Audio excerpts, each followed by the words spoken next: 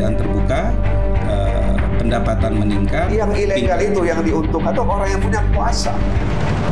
Dulu sama yang sekarang jauh beda. Tidak terlepas dari bagaimana kita menguatkan elemen masyarakat. Kompetisi yang baik akan melahirkan pemain tim nasional. Karena kesejahteraan perempuan adalah juga kesejahteraan anak dan kesejahteraan bagi juga kaum.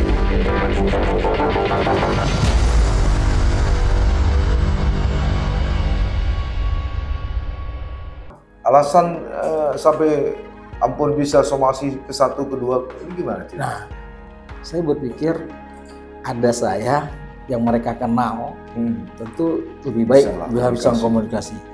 Ternyata saya komunikasilah surat somasi pertama. Tidak ditanggapi. Sama sekali tidak ditanggapi sampai batas waktu yang saya berikan 14 hari kerja. Ini memang karena tidak paham atau sudah paham karena memang terlalu banyak orang-orang politik di PMI. Saya bisa bilang dan saya sampaikan hal yang sama di PMI Pusat. Tata kelola PMI bobrok. Karena apa? Karena yang duduk di situ tidak paham berorganisasi. Saya katakan bukan karena orang-orang politik. Pasti. Saya itu salah satu menurut pandangan saya. Jadi kan politik itu kan ibarat kalau dia megang suatu perusahaan itu aman-aman aja. Tapi kalau di lembaga sosial itu tidak bisa. Politik itu kan nggak bisa masuk ke dalam lembaga sosial. Orang bagi saya itu nggak cocok bagi saya. Bahwa keputusan yang dilakukan oleh Ketua PMI Aceh Utara ya, Tantowi, dia memang tidak paham. Mungkin masukan-masukan dari kiri kanan ya. Pasti, saya bisa pastikan itu.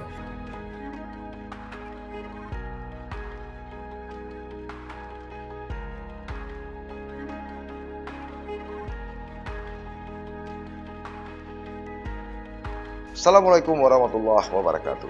Sahabat Sisi Lain, berbagai fakta, data, dan peristiwa terjadi. Media mainstream, bahkan media sosial, melihatnya dari satu sudut, tapi kami mengungkapnya dari sudut yang berbeda. Ikuti Sisi Lain di channel YouTube Saleh Abdullah.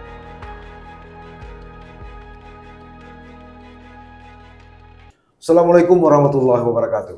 Sahabat Sisi Lain, kembali kita bertemu untuk membahas tema-tema yang aktual, tajam, dan tentu saja akurat. Sebelum kita mulai acara ini, saya ingin mengucapkan selamat menjalankan ibadah Ramadan, ibadah puasa bagi yang menjalankannya. Semoga saja di bulan Ramadan yang penuh berkah ini, Allah Subhanahu wa Ta'ala meridhoi setiap amal, ibadah, dan sedekah kita. Amin. Setelah Banda Aceh beberapa waktu lalu, kisruh juga kembali melanda Palang Merah Indonesia. Kali ini pengurus Palang Merah Indonesia Aceh Utara terjadi pecat-memecat dan saling membela diri. Di satu sisi alasan-alasan yang disampaikan oleh pengurus PMI Aceh Utara terhadap regulasi pemberhentian beberapa karyawan di sana juga tidak dapat diterima oleh para mantan di sana. Akibatnya mereka memberikan kuasa kepada lawyer atau pengacara Teguh Fahrial Dani. Beberapa hari lalu atau Senin 20 Maret 2023 lalu, Teguh Fahrial Dani atau sering disebut dengan Ampun Dani terbang ke Jakarta bertemu dengan pengurus PMI Pusat. Apa yang disampaikan di sana? Malam ini saya mengundang Teguh atau Ampun Dani. Assalamualaikum, Ampun. Waalaikumsalam warahmatullahi wabarakatuh. Sehat, Ampun ya? Alhamdulillah sehat. Kayak puasa makin bersinar lagi. Iya, alhamdulillah. Mudah-mudahan berkah lah. Insyaallah. Mudah-mudahan. Ya Ampun, kita langsung mulai saja. Saya agak sedikit miris ya setelah Banda Aceh kini melanda pengurus PMI Aceh Utara. Kita tahulah PMI ini kan organisasi nirlaba, organisasi kemanusiaan, kemasyarakatan. Tapi akhir-akhir ini terkesan tata kelolanya udah seperti partai politik. Iya, benar. Ya benar Bang saya. Jadi sebenarnya saya mau awali dari seperti ini. Jadi saya mendapatkan informasi dari teman-teman PMI itu sekitar awal-awal Januari. Nah, waktu itu saya lihat isu memang dan saya membaca beberapa media. Ada beberapa koordinasi yang dilakukan oleh mereka by phone ke saya. Tapi pada saat itu saya tidak terima begitu saja. Jadi saya masih melakukan, saya mendengar dan menginvestasi apa yang terjadi di antara mereka. Apa yang terjadi di PMI pada masa itu. Oke. Nah, pertengahan Januari saya dihubungi secara khusus oleh salah satu dari 14 mantan karyawan yang pada saat itu diberhentikan oleh PMI Aceh Utara. Nah, dari komunikasi saya itu, saya memberikan beberapa syarat. Yang pertama, saya ingin mengatakan bahwa saya ingin memastikan bahwa status mereka ini benar-benar pegawai PMI. Ya, jangan nanti salah masuk. Ya. Lalu saya minta beberapa data dan dokumen dan kirim kepada saya. Untuk tahap awal silakan, karena domisili saya sekarang di Banda Aceh, teman-teman ada di Lux Maweh, maka saya bilang via WhatsApp atau email dulu. Nah, setelah saya melihat, saya menemukan sedikit kejanggalan. Di satu sisi, saya membaca berita oleh Ketua PMI Provinsi Aceh yang mengatakan bahwa itu sudah benar dilakukan itu. Siapa itu? Ketua PMI Pak Aceh? Murdani kalau nggak salah saya. Okay. Ya, Pak Murdani mengatakan bahwa sudah benar itu pemecatan karena itu bukan pegawai tapi semi relawan. Nah, melitik di hati saya ini aneh. Apa yang disebut dengan semi relawan?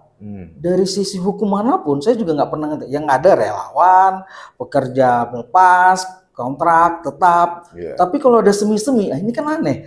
Nah, ini menggelitik saya dari sisi hukum gitu. Ini jadi kemudian begitu saya mendapatkan dokumen, saya melihat di situ dokumen yang pertama saya dapatkan adalah SK Surat Keputusan Pengurus tahun 2020. Nah, di situ dibuat tentang susunan personalia. Terus saya konfirmasi ke teman-teman yang 14. Saya tanya, apakah ini dasar saudara bekerja selama ini di PMI? Karena menurut saya, SK ini SK seperti panitia kurban, Pak Musaleh. Istilah saya. Saya sampaikan ke mereka, ini SK panitia kurban, ini kan susunan panitia, personalianya. Iya, padahal ini organisasi besar. Organisasi besar. Ketuanya mantan wakil presiden. Benar. Punya jaringan internasional. Luar biasa. Jadi saya makin menggelitik saya. Terus saya tanya, adakah SK-SK sebelum ini? Ada di teman-teman ini diberikan SK oleh Kepala UTD. Oke, sampai saya itu saya stop. Baik, saya bilang nanti di awal Februari kita ketemu. Karena kebetulan saya di akhir Januari saya melaksanakan umroh pada saat itu. Jadi pulang saya dari umroh, kita buat pertemuan.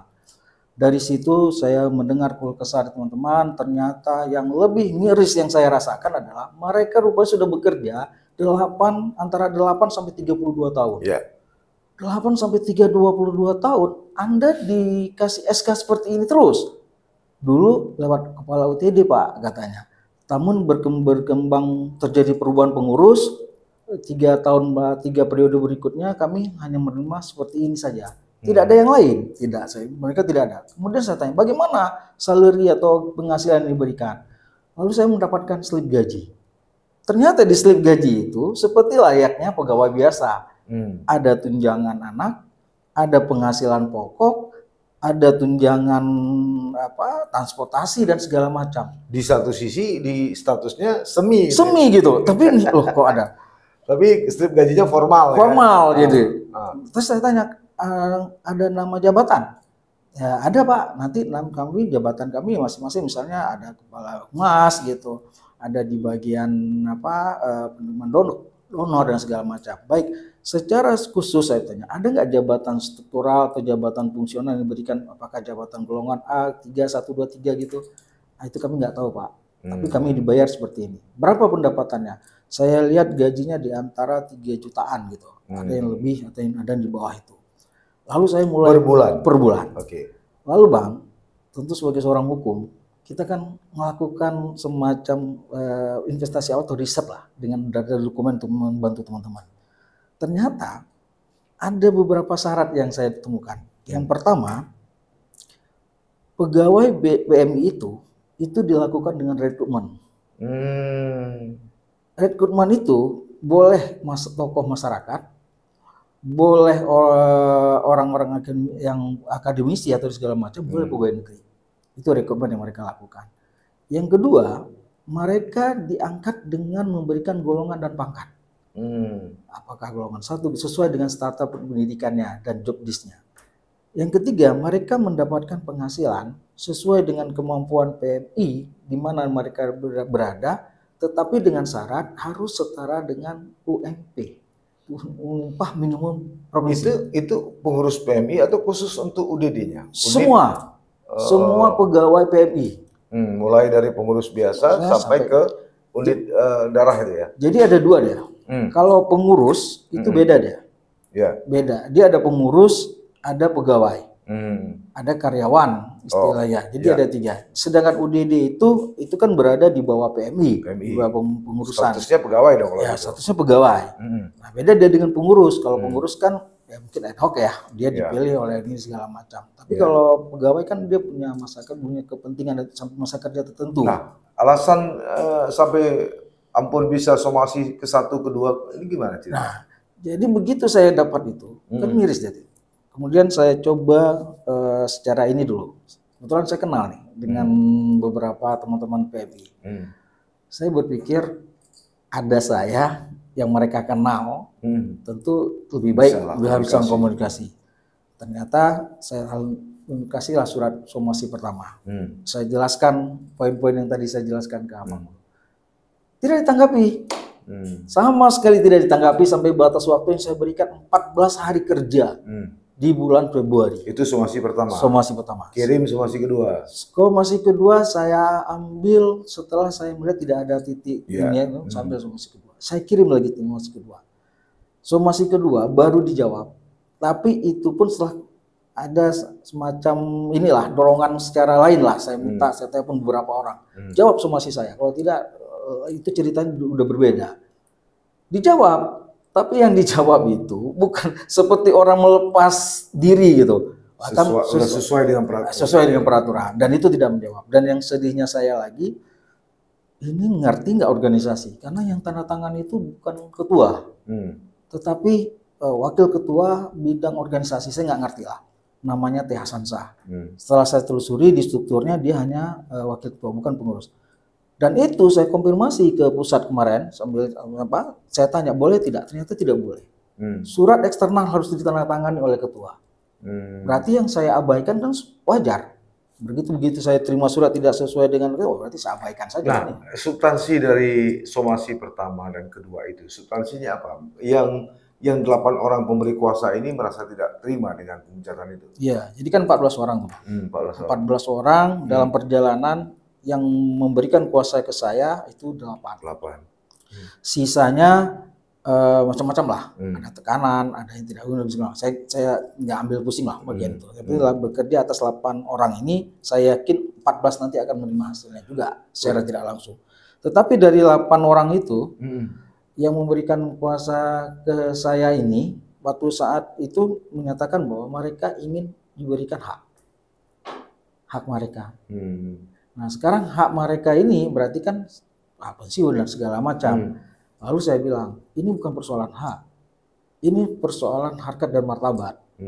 Minimal kepastian hukum terhadap harkat martabat saudara-saudara kita bisa ambil, saya bilang. Kalau persoalan hak itu bisa gampang. Ya, ini seperti yang ampun pahami kondisi seperti ini ya, seperti di awal saya katakan tadi, Banda Aceh juga sempat kisruh, sekarang Aceh Utara.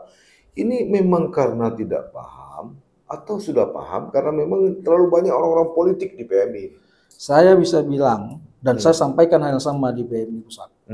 Tata kelola PMI bobrok. Karena apa? Karena yang duduk di situ tidak paham berorganisasi. Saya katakan bukan karena orang-orang politik. Pasti. Saya itu salah satu kalau menurut pandangan saya. Pada saat orang politik nih mencoba masuk dalam satu organisasi yang sifatnya kemanusiaan. Beda ya kalau dia, jadi kan politik itu kan ibarat kalau dia megang suatu perusahaan itu aman-aman aja, karena di manajerial dia itu bisa dipakai di situ, karena dia punya uang, dia punya kemampuan. Tapi kalau di lembaga sosial itu tidak bisa. Politik itu kan nggak bisa masuk ke dalam lembaga sosial. Orang bagi saya itu nggak cocok bagi saya. Ya silakan saja dia mencoba mencari jaringan untuk menang segala macam. Tetapi pengelolaannya itu berbeda dengan dia mengelola perusahaan. Karena di sini perusahaan tidak ada diktator. Kesan memang sangat kasar ya. Kasar dong. Itu kasar. 3 hari dilantik, masak langsung di seminggu ya, nggak lebih kurang. Jadi ampun mencium ya ada ada aroma politik dalam kebijakan itu ya? Saya melihat seperti itu, tapi saya tidak bisa menjelas karena itu kan di luar dari ranah saya. Tapi berkaitan dengan apa yang sedang saya perjuangkan, saya melihat ada itu, makanya saya lakukan. Oke, kenapa mesti ke Jakarta? Kenapa tidak menggugat ke pengadilan misalnya? Dari awal Bang Saleh saya sudah katakan bahwa PMI ini organisasi kemanusiaan. Ya. Tentu yang konsen saya dulu, bisa nggak kita manusiawikan orangnya? Secara musyawarah mufakat. Iya, saya mau ke situ. Kalau urusan ke pengadilan itu sudah pasti kita tempuh. Itu adalah hal yang terakhir yang akan kita lakukan. Iya. Okay. Dan itu akan kita sampaikan. Tapi resikonya pada saat kita mengajukan gugatan ke pengadilan, bukan hanya PMI Aceh Utara, bukan hanya PMI provinsi, tapi PMI pusat juga akan kena imbasnya. Karena apa? PMI provinsi, PMI Aceh Utara itu dibentuk oleh disahkan oleh PMI, walaupun dia berada otonom masing-masing kekuatan. Dan itu tidak baik bagi saya, menurut saya. Apabila suatu lembaga sosial digugat hanya karena urusan internal ya, beda misalnya kesalahan di dalam penyuntik sehingga meninggalnya orang, transfusi darah, itu kan lain. Oke, apa jawaban dari pengurus pusat Pak Muaz, Muhammad Muaz? Jadi gini ceritanya. Saya berniat mengantar sendiri langsung pengaduan. Harapan saya bisa ketemu dengan Ketua Umum. Pak JK. Pak JK. Begitu saya kontak sumber saya di sana, saya bisa ketemu dengan Ketua Umum dan Sekretaris Umum itu, tapi harus janji. Nah setelah saya telusuri, saya bisa janji ternyata waktunya itu yang nggak mungkin. Jadi saya sudah tiba di Jakarta, itu saya bisa menunggu 2-3 hari baru bisa ketemu. Karena mungkin padat mereka. Lalu saya menginisiatif datang langsung. Harapan saya bisa ketemu dengan bidang hukum. Ketua bidang hukum. Nah tiba-tiba lagi saya mau sampai ke situ, secara tidak langsung saya ketemu dengan Pak Muaz. Dan karena beliau tahu saya dari daerah, beliau welcome, menerima saya, kemudian menduduklah. Akhirnya saya duduk dengan beliau dan salah satu staf bidang hukumnya, Pak Tri namanya. Nah di hadapan beliau saya serahkan itu. Jadi kalau pertanyaannya kenapa saya ketemu Pak Muaz, sebenarnya langkah dan karena doa-doa teman-teman baik. Maka ketemu langsung dengan pengurus dan bisa mendengar langsung kesan. Daripada kasih ke sekretariat. Iya itu cuma disposisi doang. Tapi ini sempat didengar loh ya. Sempat didengar dan saya semua bisa katakan. Dan sehari itu saya mendapatkan informasi di luar apa yang saya baca. Yang pertama, pegawai UDD hanya boleh diangkat bukan oleh pengurus, tetapi oleh kepala UTD. Lantas sudah 10 tahun atau lebih, apa yang terjadi dengan teman-teman di sini? Kenapa tetap? Terus saya perlihatkan SK. Oh SK ini hanya susunan Pak, bukan langsung bekerja.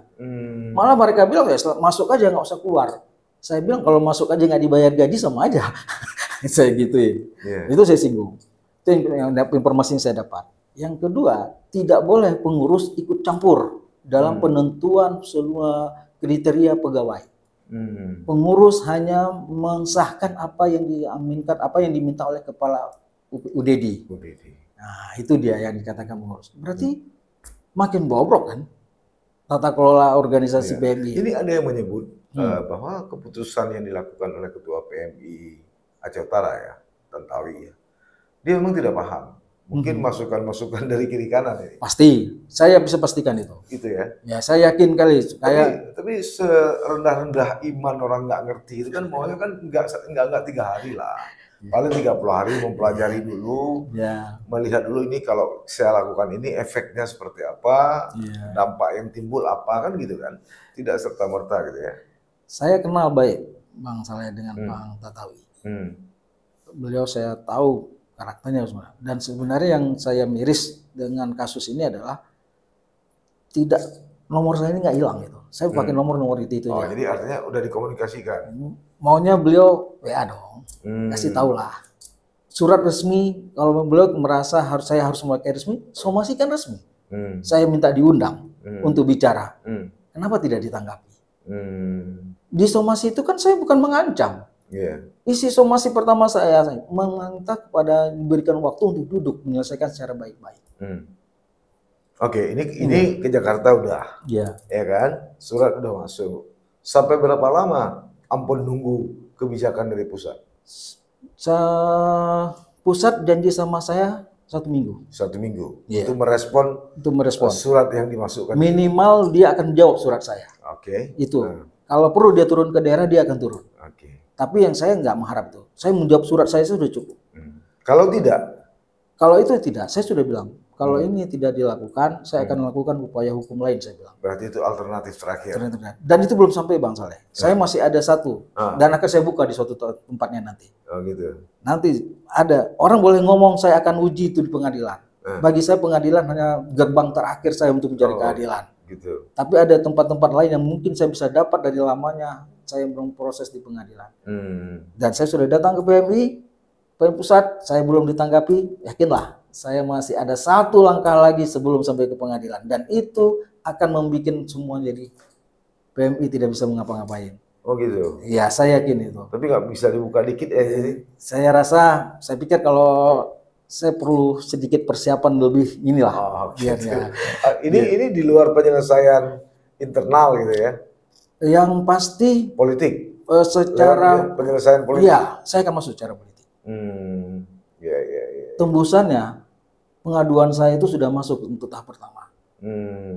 Artinya saya bisa coba menangkap bahwa efek dari perbuatan atau keputusan Tantowi ini memberi dampak terhadap partai politik tertentu. Pasti. Pasti. Dan sudah bisa paham. Saya akan masuk ke situ. Karena saya akan bilang, hukum jangan campur adukan dengan politik.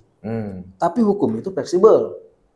Dia akan mampu meranah politik itu pada saat dia tidak bisa diberikan kepastian. Tapi itu yang saya pahami. Oke, sebagai kuasa hukum, targetnya apa? Mereka dikembalikan ke status karyawan, hak-hak atau hak-hak mereka yang harus dibayar? Yang pasti saya minta kepastian hukum terhadap hak mereka. Hak mereka. Iya. Mereka juga sepertinya udah ikhlas tidak lagi bekerja, tapi hak mereka harus diberikan. Ya, gitu. Sudah pastilah. Apalagi saya lihat beberapa memang usianya udah. Ya, sudah 52 tahun lah yang paling itu, tapi walaupun ada yang muda-muda. Sebenarnya saya lebih miris terhadap apa yang sedang terjadi sekarang di Aceh Utara juga. Kan ini sedang terjadi juga dengan karyawan yang sedang berada di situ. Posisi mereka juga seperti itu kan. Dan itu lebih kacau lagi.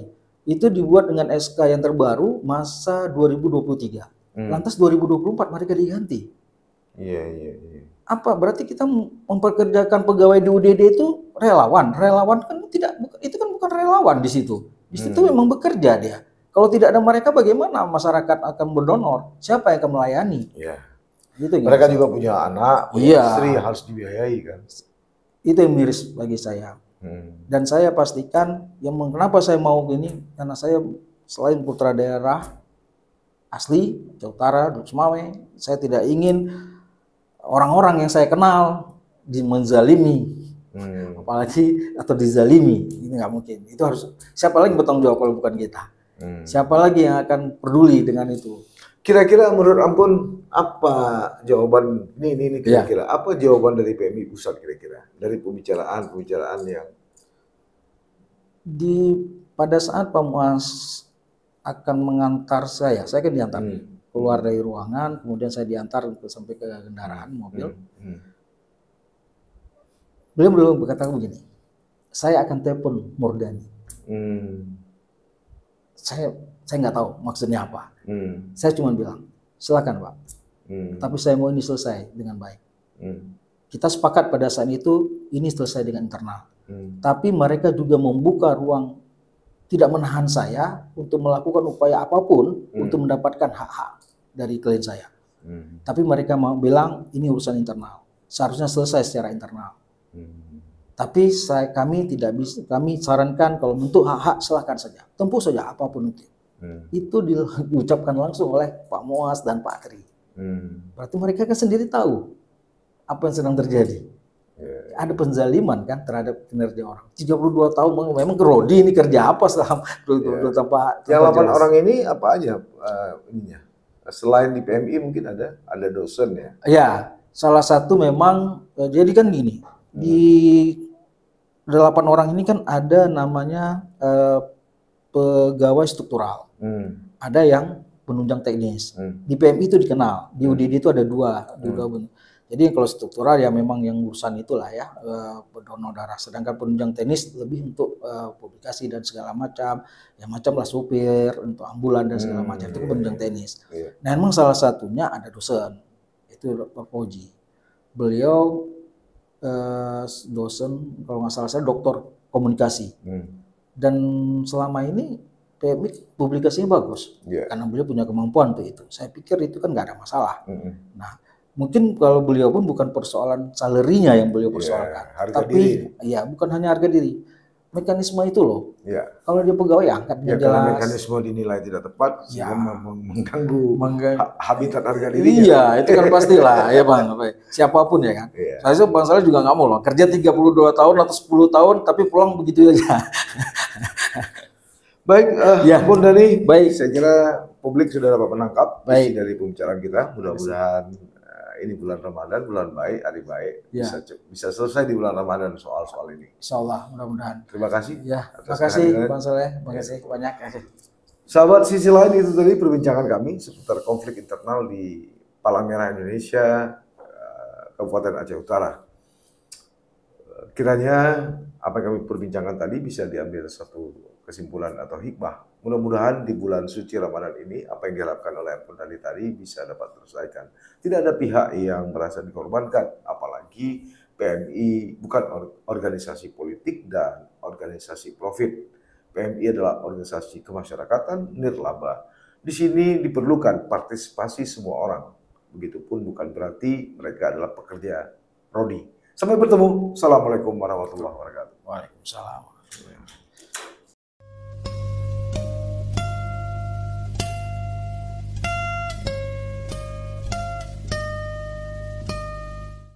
Jangan lupa like, komen, dan subscribe.